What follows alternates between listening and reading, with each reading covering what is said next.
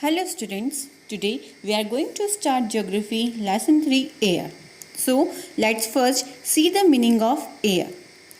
Air is the general name for the mixture of gases that makes up the Earth's atmosphere. This gas is primarily nitrogen 78% mixed with oxygen 21% and water vapor variable argon 0.9%, carbon dioxide 0.04% and trace gases. The definition of air is the mixture of oxygen, nitrogen and other gases that are constantly present around us. A cool breeze is an example of air. An atmospheric movement, a breeze or wind.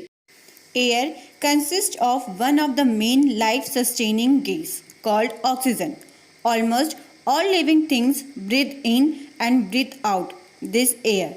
Nitrogen and carbon dioxide are also other gases that are vital for plants and their growth. The total mass of air surrounding our Earth is called atmosphere. The atmosphere comprises of numerous gases, water vapors and dust particles. The atmosphere is necessary for the support of our life and that of plants and animals. Now let's see the structure of atmosphere. The structure of the atmosphere dictates the way the atmosphere behaves and controls how weather develops near the surface of the earth. The atmosphere consists of 5 layers that are the troposphere, the stratosphere, the mesosphere, the thermosphere and the exosphere. Now let's see about the troposphere. The troposphere is the lowest layer of Earth's atmosphere and is also where nearly all weather conditions take place. It contains 75% of the atmosphere's mass and 99% of the total mass of water vapor and aerosols. Now let's see that what happens in the troposphere. Most types of clouds are found in the troposphere and almost all weather occurs within this layer. The troposphere is by far the wettest layer of the atmosphere. All of the layer above contain very little moisture. The bottom of the troposphere is at Earth. Next layer is the stratosphere. The stratosphere is a layer of Earth's atmosphere. It is the second layer of the atmosphere. As you go upward, ozone, an unusual type of oxygen molecule that is relatively abundant in the stratosphere, hits this layer as it absorbs energy from incoming ultraviolet radiation from the sun. The stratosphere is where you will find the very important ozone layer. The ozone layer helps protect us from ultraviolet radiation from the sun. In fact, the ozone layer absorbs most of the UV radiation the sun sends to us. The stratosphere extends around 50 km down to anywhere from 4 to 12 miles above the Earth's surface. This layer holds 19% of the atmosphere gases but very little water vapor. In this region, the temperature increases with height. Third layer is the mesosphere. The mesosphere is the third layer of the atmosphere, directly above the stratosphere and directly below the thermosphere. In the mesosphere, temperature decreases as altitude increases. Some material from meteors lingers in the mesosphere, causing this layer to have a relatively high concentration of iron and other metal atoms. Very strange, high altitude clouds called noctilucent clouds or polar mesospheric clouds sometimes form in the mesosphere near the poles. The mesosphere is the coldest atmospheric layer surrounding the earth. It becomes cold enough to freeze water vapor in its atmosphere into ice clouds. These ice clouds are blue-white and are called noctilucent cloud or polar mesospheric cloud. These clouds are more visible at sunset from the Earth's pole. The main characteristic of mesospheric are its strong winds that go from east to west, the different atmospheric tides, the waves of atmospheric gravity that are inside, generally known as gravity waves, and finally planetary waves. Our fourth layer is the thermosphere. The main components of air in the thermosphere include helium, atomic nitrogen, and atomic oxygen. The thermosphere absorbs a lot of the UV radiation and X-ray given off by the sun. When the sun is more active and the thermosphere heats up more, this layer of Earth's atmosphere increases in size. These thermosphere greatly help in protecting the earth and making complete exploration of the space and making space communication possible. Fifth layer is the exosphere. The exosphere is the very edge of our atmosphere. This layer separates the rest of the atmosphere from outer space. The exosphere has gases like hydrogen and helium, but they are very spread out. There is a lot of empty space in between.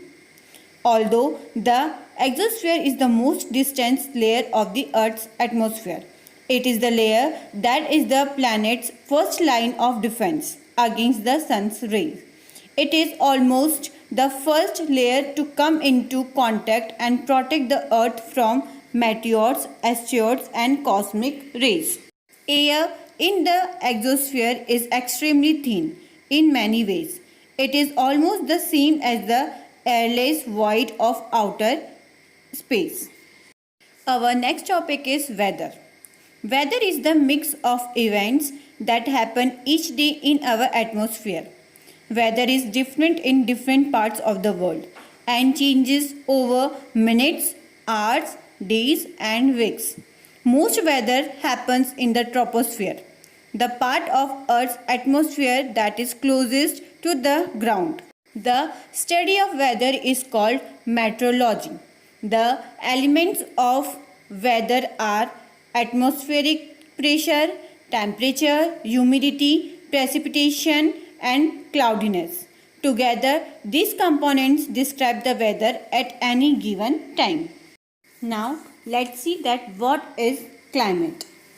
Climate is the average weather in a given area over a long period of time.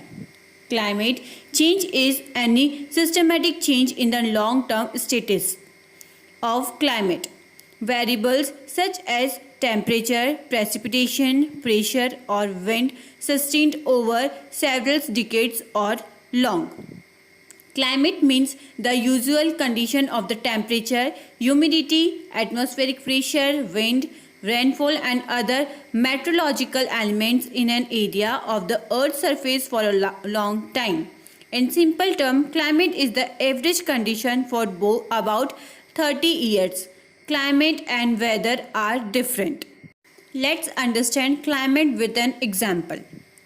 You can expect snow in the northeast in January, or for it to be hot and humid in the southeast in July. This is climate. The climate record also includes extreme values such as record high temperature or record amounts of rainfall. Next one is atmospheric temperature. Atmospheric temperature is a function of the modification of solar radiant energy by air, clouds, land, sea, and other water sources. Solar radiation is discharged from the sun in the form of electromagnetic radiation, divided truly into ultraviolet and shorter wavelengths. Our Earth has no heat and light of its own. Sun is the only source of atmospheric heat. On the basis of heat received by the Earth, there are three heat zones on the Earth, that is, torrid zone, temperate zone, and frigid zone. Temperature is a degree of hotness or coldness of a matter. It is measured by an instrument called thermometer. There are three units used to measure temperature, that is Fahrenheit, Celsius, or centigrade and Kelvin. Heat of the sun is received by the earth through radiation, conduction, convection. Temperature of a place depends upon latitude and altitude of that place, vegetation cover, ocean currents and distance from the sea. Next topic is atmospheric pressure. That pressure is called atmospheric pressure or air pressure. It is the force exerted on a surface by the air above it as gravity pulls it to earth. Atmospheric pressure is commonly measured with a barometer. Meteorologists describe the atmospheric pressure by low, high, the mercury rises. The standard or near average atmospheric pressure at sea level on the earth is 1013.25 millibars or about 14.7 pounds per square inch. There are two types of barometers, Android barometer and 14 barometer.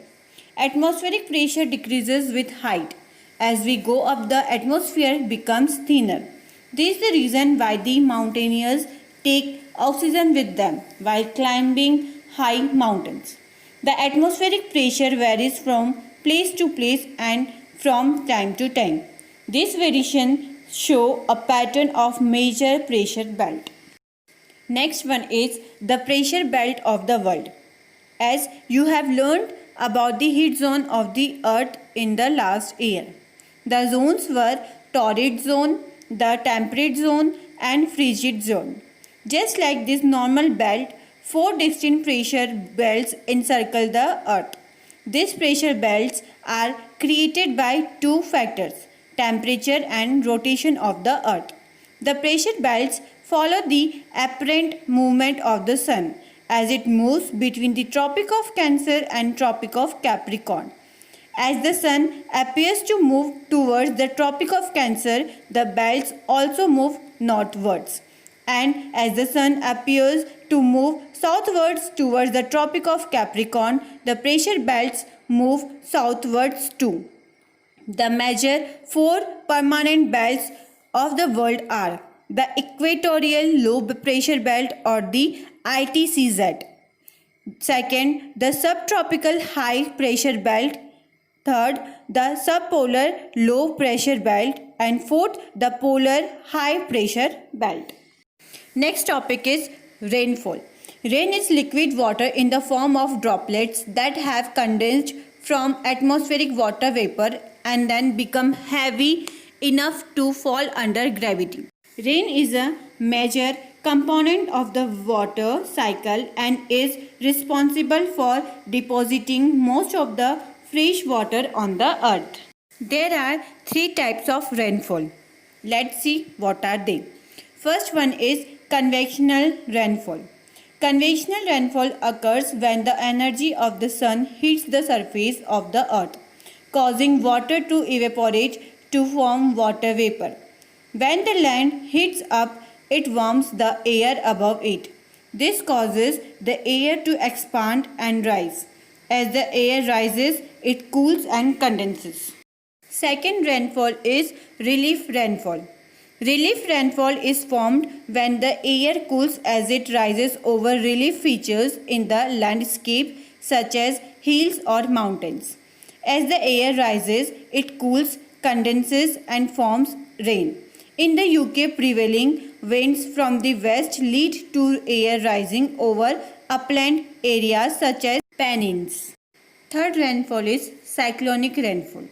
Cyclonic rainfall is also known as frontal rainfall.